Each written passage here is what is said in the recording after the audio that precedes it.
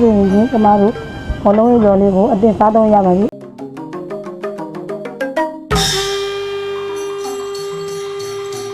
ဒါလေးကတော့မြန်မာစားစာဖြစ်တဲ့မုံလုံးရော်လုံးလေးဖြစ်ပါတယ်သူ့တမုံလေးပေါင်းချင်းမုံလေးကိုအနှဲငယ်ထည့်ပြီးတော့ရေကြီးနဲ့ထည့်ပြီးတော့ပြောရပါတယ်သူကဆိုလို့ရှိရင်ကောင်းရင်ဒေးပုံးထည့်ရင်စံကြမ်းတပူရောပြီးတော့ထည့်ရပါတယ်သူ့လုံးပြရကနေထင်းရနဲ့ထည့်ပြီးတော့ဒီနေ့ပုတ်ပတ်စုရဲ့ထဲကိုကျမတို့ထည့်ပြီးတော့ပြုတ်ရပါ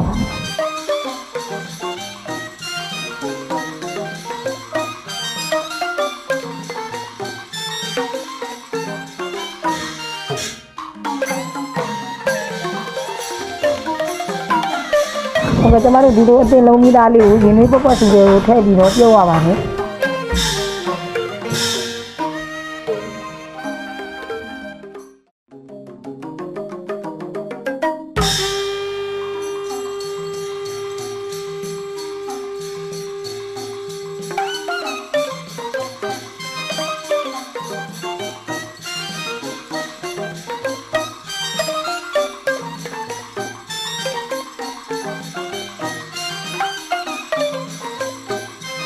ကျက်သွားလို့ရှိရင်ဒီဘောကိုပြန်မပေါ်လာတာမုံလုံးကြီးဘောမုံလုံးကြီးဘောလို့အခ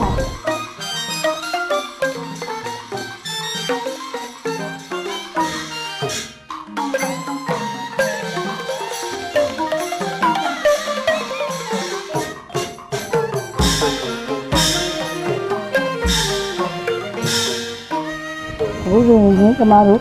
ဘောလုံးရော်လေးကိုအတင်စားသုံးရပါပြီ။အုံးစံကြိုက်တဲ့လူကလည်းဒီလိုအုံးစံလေးကိုကျူစားတယ်လို့မကြိုက်တဲ့လူကလည်းဒီတိုင်းလေးရိုးရိုးချင်းချင်းလေးပဲစားလို့ရပါတယ်